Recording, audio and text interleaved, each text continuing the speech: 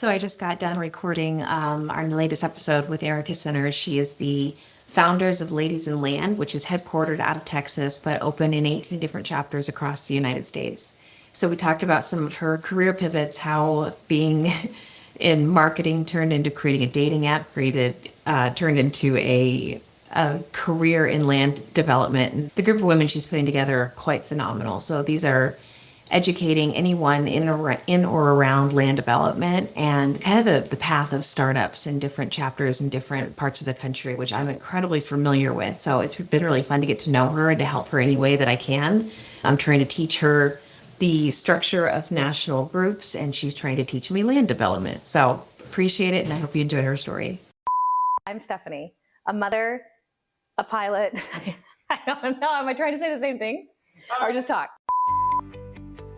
Welcome to the Wisdom and Wealth Podcast, where the stories you don't hear are the ones that matter most. I'm Stephanie, a mother, pilot, and commercial real estate professional with deep roots in Arizona. I was an entrepreneur at 24 and sold my first business at 27, and I've been navigating commercial real estate ever since. We are going to be sitting down with some of the biggest names in business around the Phoenix metropolitan area, as well as community leaders and nonprofit organizations that are continuing to improve our community. I'm very excited for the things that they chose to share when they thought nobody was listening.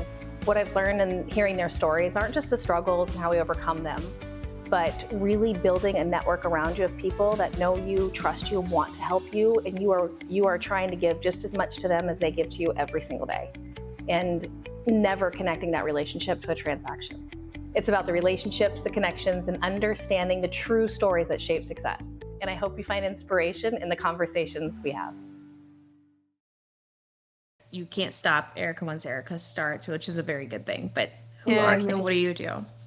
So my name's Erica Center. I am the CEO of Ladies in Land. Well, I'd say the founder of Ladies in Land. And I currently help run it and manage it from a national level. We have 19 chapters and we're very excited. We're going into university soon and just lots of growth. Yeah. So one of the things that I loved about you the first time I heard your story was just the rawness and the vulnerability that you shared. And you do it in a kind of a no bullshit way and just put your word out there and say, this is what we're doing. Get on the train. And if feels like it's you and you want it to be, get on the train, but we're not gonna stutter step at all. What I've learned a little bit too doing this podcast is there's a lot of people that we assume know what we do, what land development is. So start there for me and explain it to a brand new person in our industry is kind of what the hell that means. So about just land development in general or yeah. Okay. So, land development is from start to finish. You've got land acquisition people that are hunting for the land, or brokering the land. Then you've got people that help engineer the land, help figure out how are we going to get water and sewer? And that's, you have water sewer folks. You've got paving, you've got utilities, you've got land planners who help plan the land out and figure out what's the best utilization of the land. And then you've got your attorneys that you got to lean into that are going to help you navigate complex contractual agreements with cities and counties and districts. Then, when you get past the attorney part, then you have your builders who want to build on that land, or possibly even a school who wants to build a new school. And all very exciting. And if you're able to get through all of that, then people close on the land and they start building. But you've got a little bit of everything, especially like I say in the organization in general, and that are part of that process. From, again, engineers, land planners, you've got infrastructure folks, you've got market study experts like me. You have title companies who help assist with, surveys or title or how that goes. And it's something I'm still figuring out because I don't know it very well. I just don't know it very well. Title insurance. I don't know. And then you got insurance, you got all kinds of stuff. But everybody in the process put their hand in to help get it from A to Z. And we're a team. And if you don't get the right team and everybody's working and rowing in the same direction, then it could be a problem. But so I always look at it as that we are all rowing in the same direction to help facilitate a project from A to Z. Yeah. And so fair to say that land development goes from kind of dirt, wherever it is, middle of nowhere, urban fill, to the girl or guy that's going to actually build the thing. Is that where the scope ends, in your opinion? Yeah, so where we start is in the dirt, and then where we end is delivering a product, which because it is technically a product to the someone who's going to now build the next phase of the horizontal construction. So whether that's an office building, an industrial complex, homes, it just depends. But that land is there are two different subsets, and one of the reasons I created Ladies in Land is because I noticed that with professional women in home building, which that's what I was a part of, is that I felt like though that's home building, but there really is two different subsets to it. We have different vendors, we have different processes. Everything that we look at is completely different. Same, but we all work together to deliver something to the community. Beautiful. And then, so what did you wake up when you were 6 years old and go, I'm going to be a land developer? I wanted to be a math teacher, but that worked out well. So, but no, it's funny. I never even considered land development, and that's one of the reasons I want to go in the university space. But like, I wanted to be a radio DJ. That was actually what I went to school for. I wanted to be a DJ. I love music. I love singing and playing instruments, and I just like being around it. But I realized it was a hobby, and I went into marketing. I love marketing from the sales side, and then also, just for the idea that you can help bring something to life just based off of words and pictures and stuff. So I really like marketing a lot. What got me into land is because I when I got into home building, I did sales and then I went to strategy. So the only time I've ever used my marketing degree was to do strategic marketing. So all the strategy stuff, which I'm really good at. But a guy, I guess a good friend of mine now, his name's Chris Chu, he's a division president at Ashton. We met up and I said, Chris, I want to work together. So these are my skill sets. And I, rattled them off. I said, where do you want me? And he goes, well, have you thought about land? And I said, I don't know anything about it. So he goes, yeah, you should do land because if you ever want to be a division president or you want to move up, land is really where it's at. And so I didn't really know too much other than the strategy side. And I didn't get that involved in our land deals. I just provided the market intelligence. So he put me in land as a land analyst at Century Communities. Failed miserably. I mean, we laugh about it all the time because it's like he's like, I'm sorry he's like, I'm sorry I let you fail. And I'm like, I'm sorry I failed you. But it happens. It's just it is what it is. But it's a lot. And I really enjoyed it because I already enjoyed being out in the communities. But what I liked about it was learning of the intricacies of putting the deal together because what we do can make or break, that home. So we can actually add cost to it or we can deduct costs to it. And when I'm looking at the strategic side and pricing, I didn't know all the land stuff, all the development costs, but now I got to learn that. And I just find it so fascinating.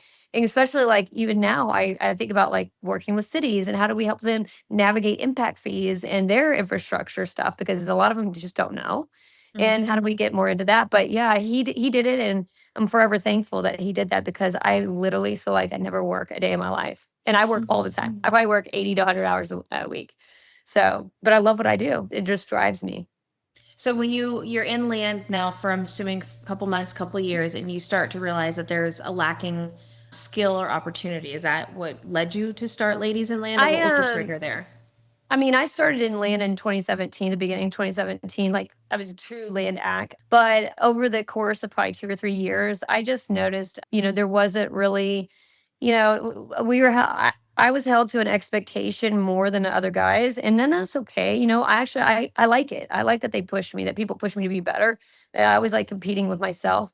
But I, also thought, well, if that's what is expected of me, when I come into a room that I'm not going to be allowed to contribute or my opinion to be taken seriously, then I need to start thinking about that.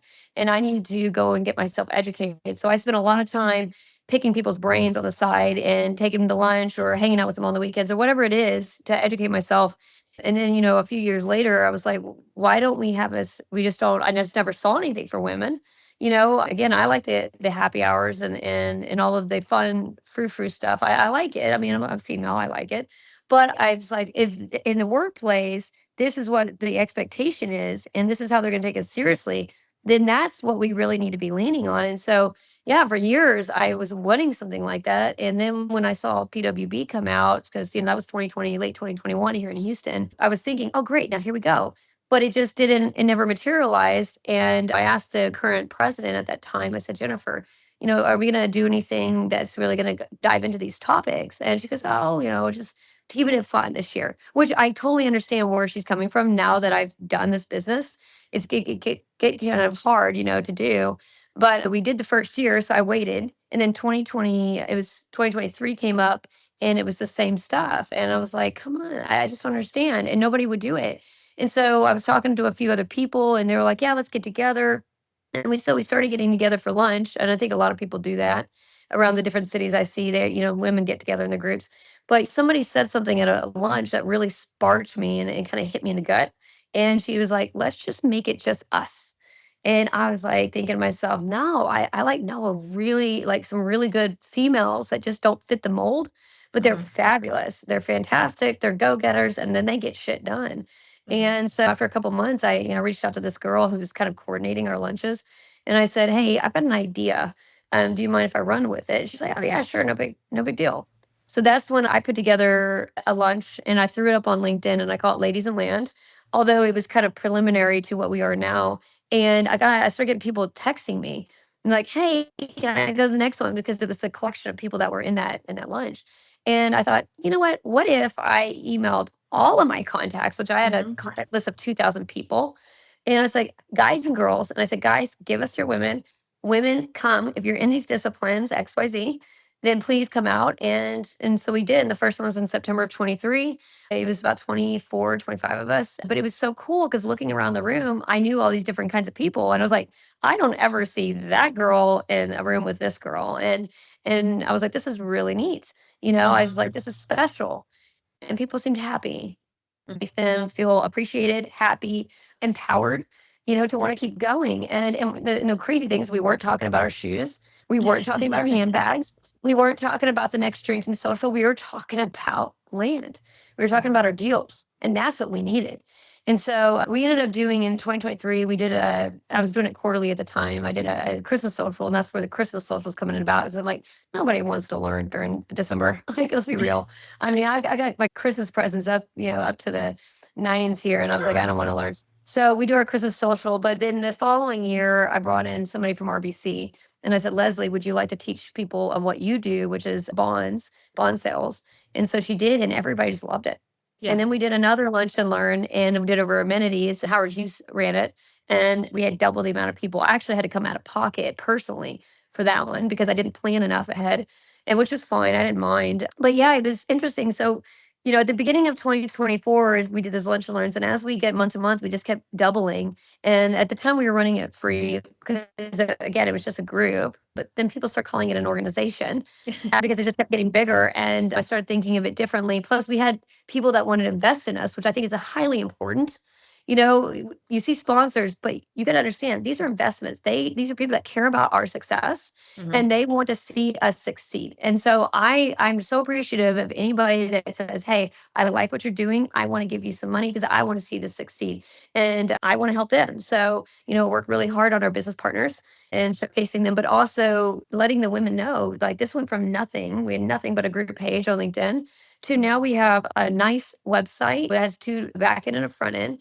We also have lots of these lunch and learns that are saved online. I mean, all these great things. The executive coach. This didn't come out of thin air. It came because of hard work. Either way, we started expanding in August of 24. We went to Austin, then we went to Dallas in November. And then I took on the crazy challenge of hitting a lot of cities this year, which I told people I'd do 20. And if I say I'm going to do something, I do it. And so I felt like I let myself down and everybody if I didn't do it. So we're at 19. We'll probably hit 20 by the end of the year.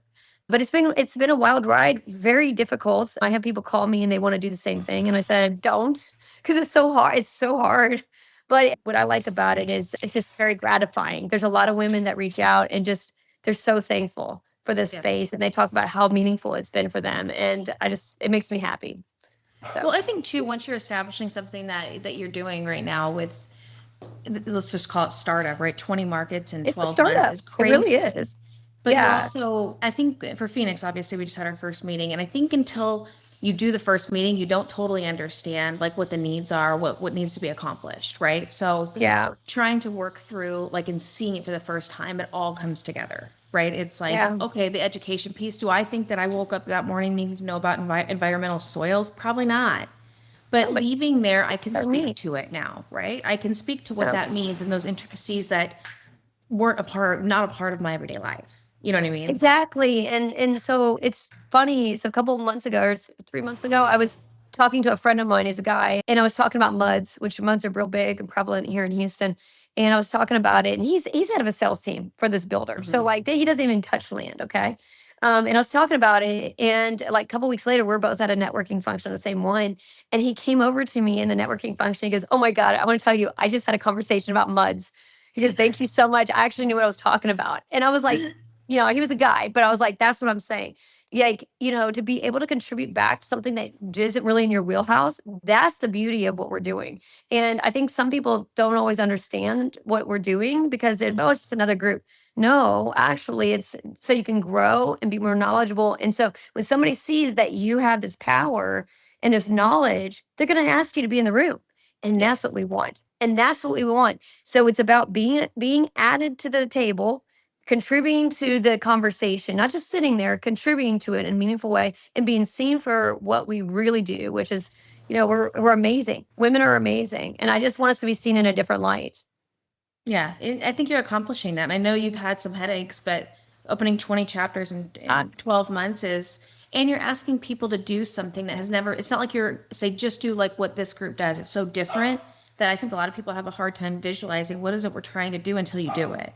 Yeah. So there's those bumps to me make perfect sense, right? Because it's going to be bumpy if you've never seen it or done it before. Well, and what is a the lot of ask and how does it work and all those So things. it's funny. It's really funny. A lot of people aren't. I'm a pusher, and that's probably why my daughter hates me right now because I'm pushing her. I mean, just that's what I am. As I'm a pusher because I see greatness in people, and I want to bring that out.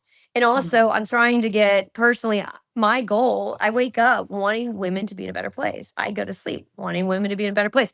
Sometimes that better place is uncomfortable. Sometimes you don't want to face a fear, and I see a lot of women leading with fear.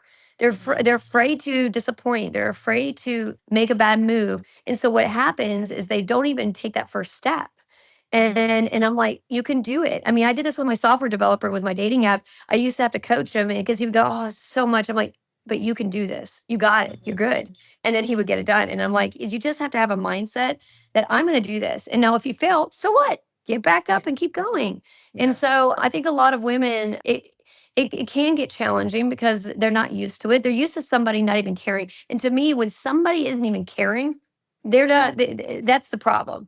So like you can join another organization and you can run it and then they just step away and they let you run it however you want. But an organization that truly cares about your individual success, that they're trying to help you guide you so that you can be the best leader that you can be or the best member that you can be. That's what I want. And that's what every woman should want.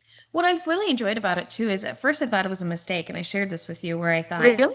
Yeah. with the invite list showing all the contacts, right? I'm going, Oh, my yeah, gosh, that's who right. does this? But it built immediate credibility. And then but what I've also experienced moving forward is I think you have small groups of communications that go out to different people for different reasons. But you've created a space where you feel like it's not just some marketing, BCC situation, that you can contribute and you can talk to strangers from across the country doing the same dang thing we're all Oh, doing every single day. it's awesome. And it's It's breaking so down this barrier. I'm so excited about nationally what's going to come of this thing.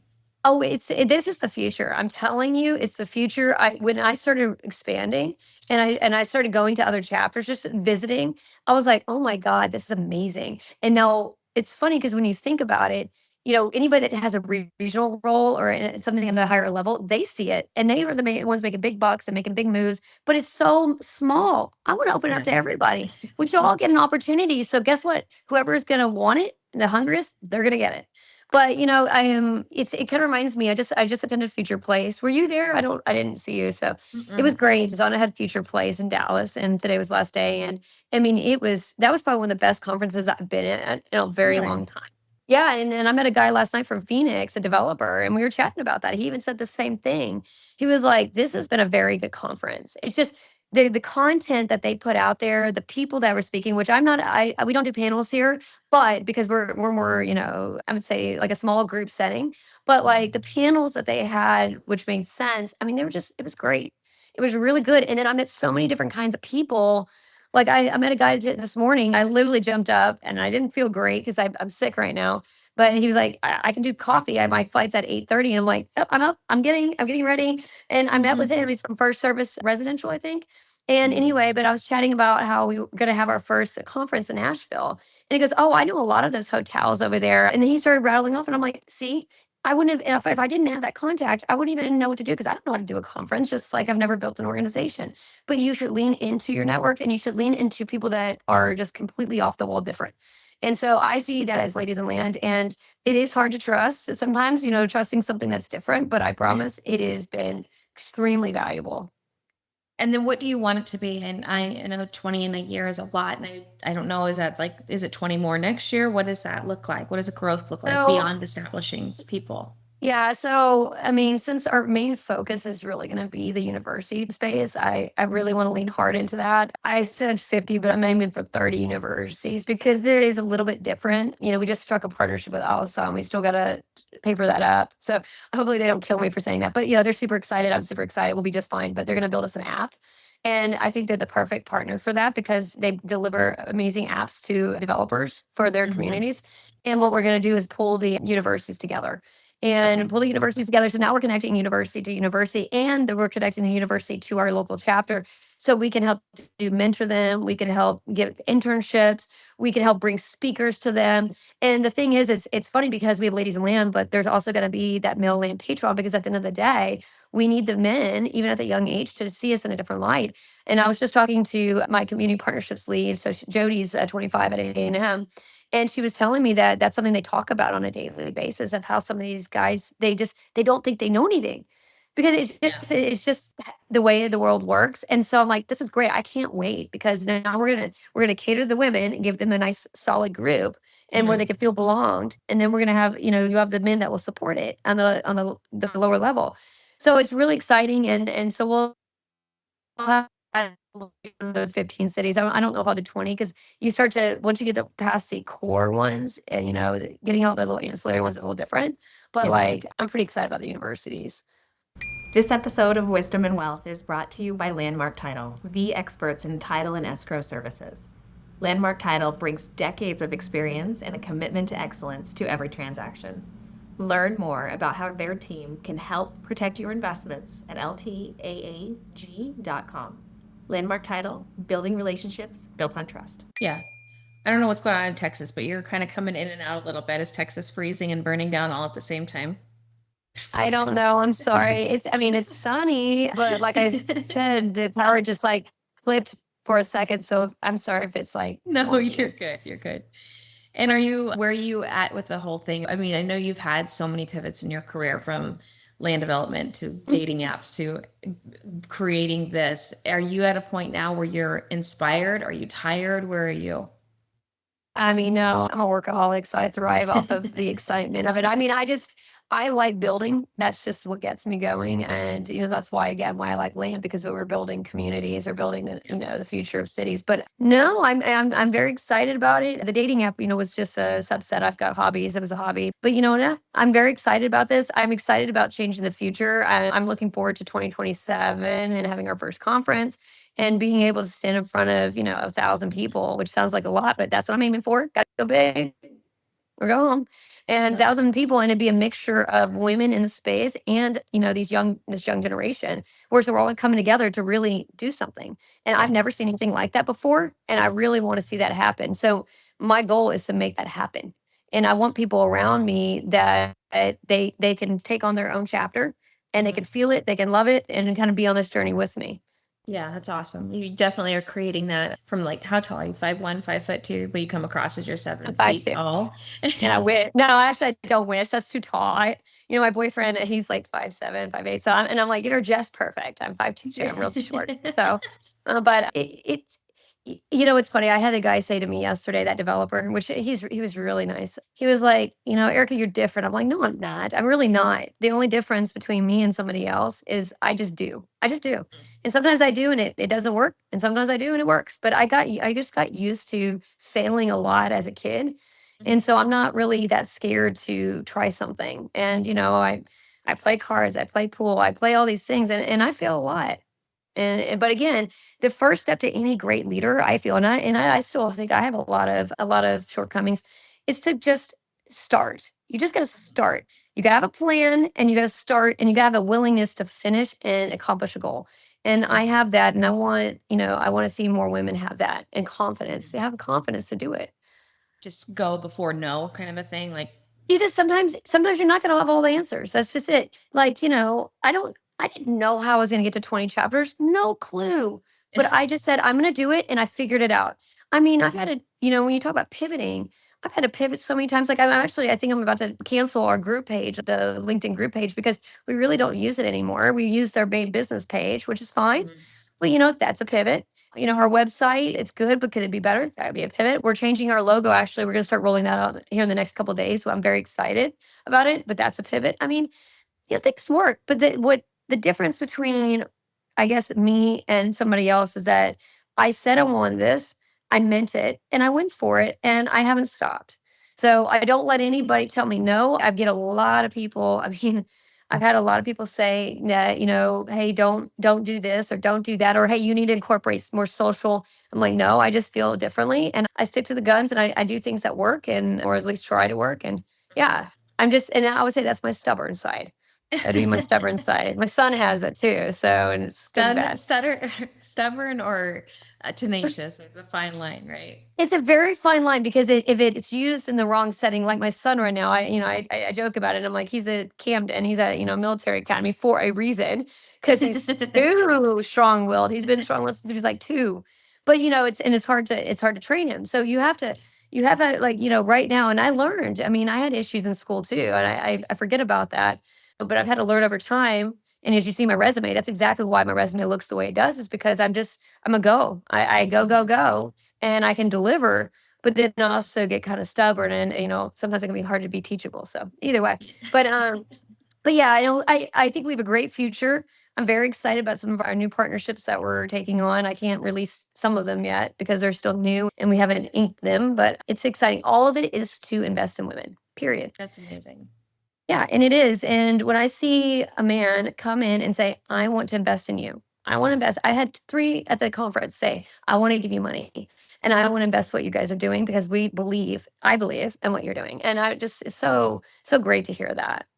I do love that you're so rooted in women and being a part of the conversation, not putting women at the table, but being a part of the conversation is where the emphasis is.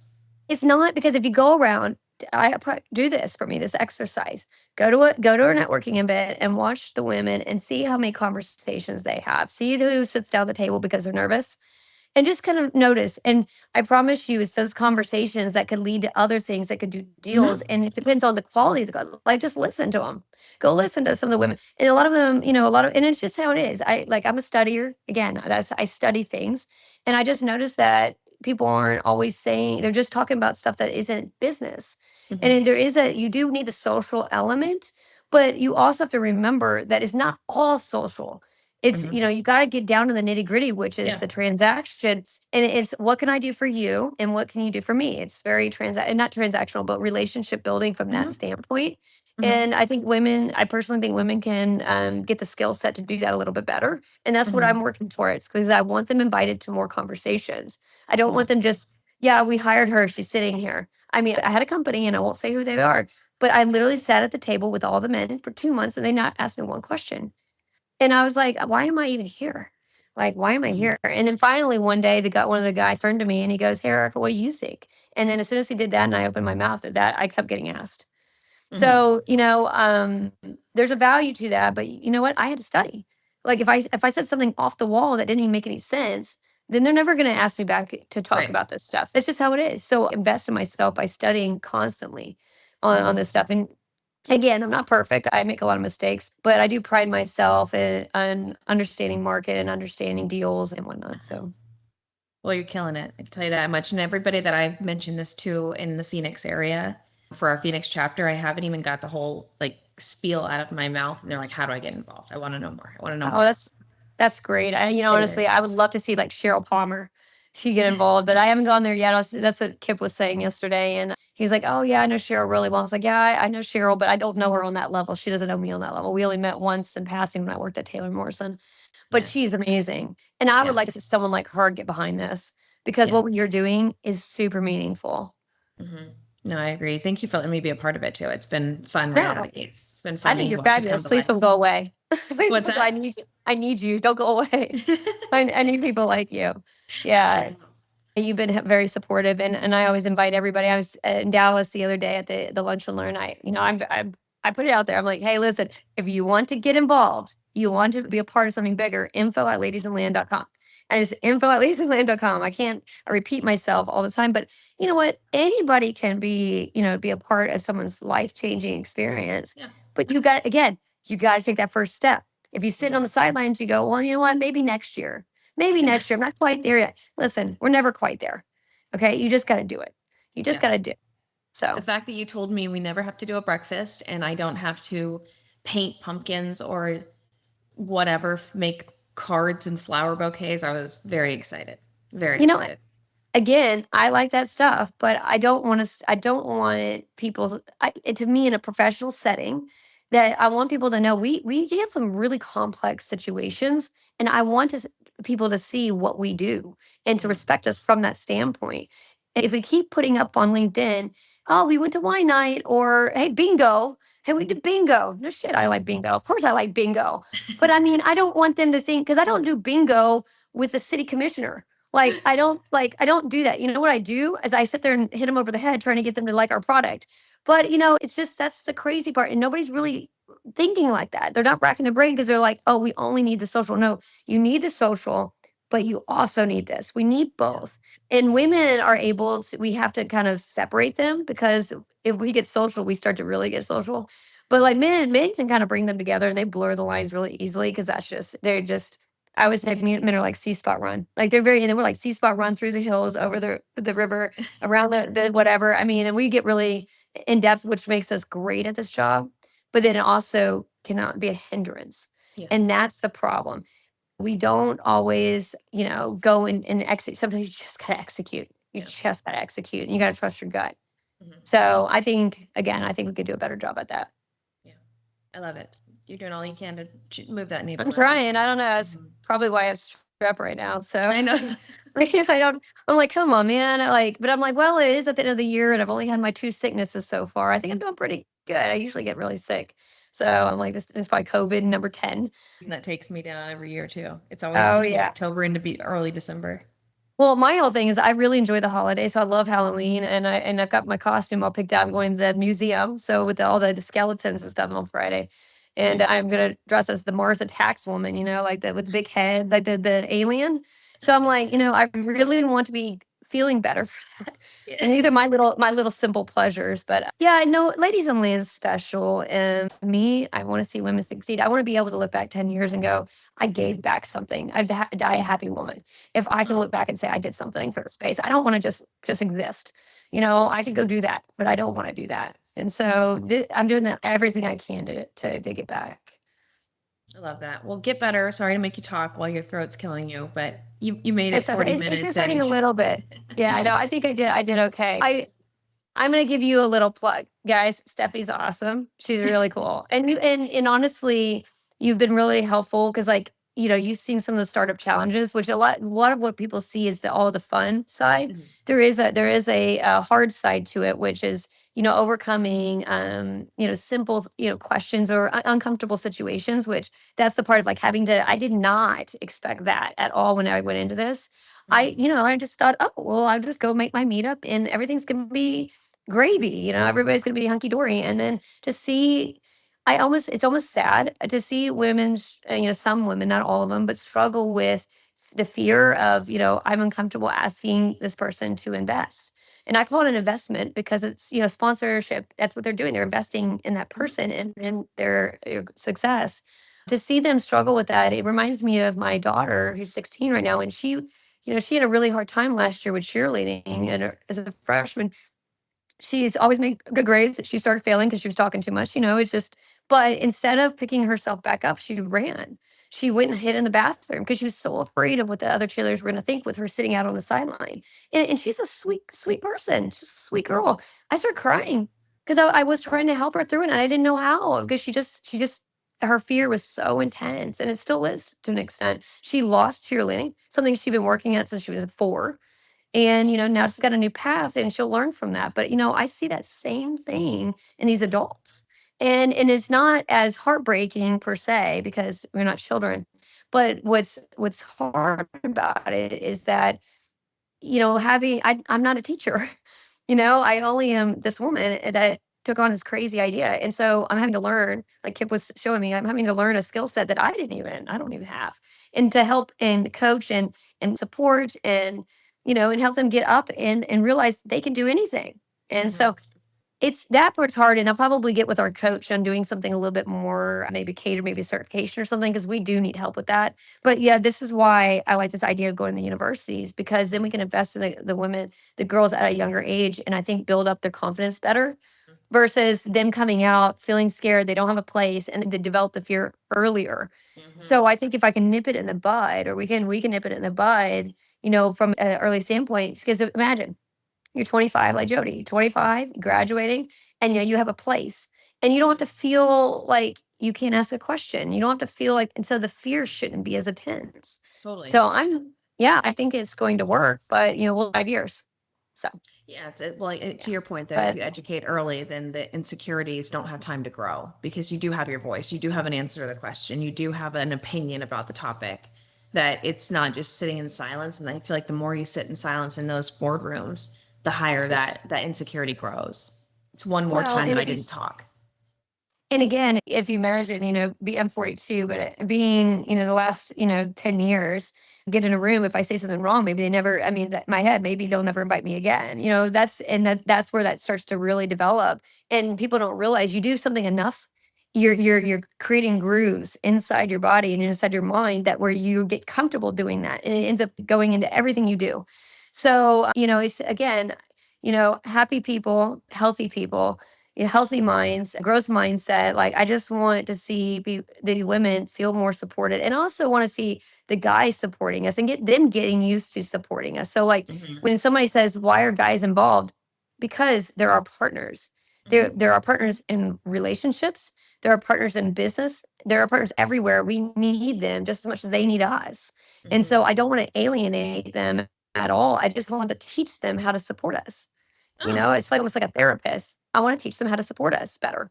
Yeah, And I also want them to see that, man, this woman is smart. This Stephanie, I got to get to know her, and maybe I'll learn from her versus this guy because I know her now.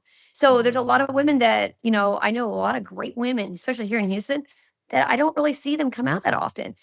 We're busy. We got kids. We've got all kinds of stuff going. But I'm like, Jesus, I want to bring that to the forefront. So these people at the, younger stage that they can, see it, and then they can learn and realize that there's a lot of great women. So again, it's this is that marketing a little bit, that, unconscious thinking that we make a personal bias off of stuff. And that's part of it. So Yeah. or I geek out on this stuff. I that's all I read is unconscionable thinking. How do you personal biases? How do they develop? How do you make better decisions? And that's what kind of the way I develop this. The reason I get so kind of strong about like things being done a certain way is only so that we can make certain habits happen, and because we're trying to get to that end goal. So. I love it, all of it. I love the chaos of it. I love where you're going with it, and I love helping. It's been a ton of fun. Thank you. I appreciate it. Well, continue. Help me with the next set, which you know what I'm working on right now. So it's always You'll get it. something. I think we'll get it. I had a guy email me today that I told you about. I picked his brain up in Denver, and he started 4 different chapters with, is it NAOG? Is that what they call it? NAOG? Anyway, he is it NAOP or NAOC? Okay. Unless it's a different group. The one we do is NAIOP. Okay. Yeah, that one ends with a C. Either way, whatever. I mean, tomato. But he reached out to me today, and he was just checking in, and I just really like that. I really like that he's checking in, and then he saw one of our new sponsor sheets because someone had sent it to him, and he's like, "Oh, I think what you did was really great, and that's smart, and da da da." And so, I mean, any help I can get from someone more experienced than me, I'm totally all for it. So. I love that. That was exactly that statement was what made me feel comfortable to get involved. It's like you were quick to say, "I'm raising my hand, I need help." Yeah, and most people just don't say that. Again, it's a fear.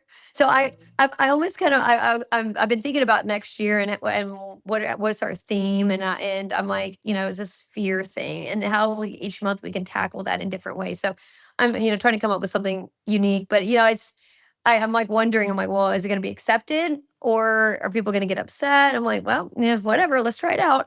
So because at the end of the day, it is what it is. I mean, this is again, it's my organization, and I would want people around, but I would like to tackle certain things because I want a better place.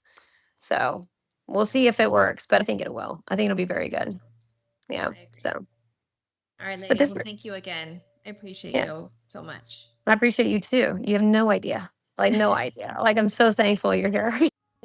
Thank you for tuning in today. I hope the conversation was inspiring for you. I hope you got a few laughs out of it and learned a thing or two. Please like, subscribe, and love you. See you next time.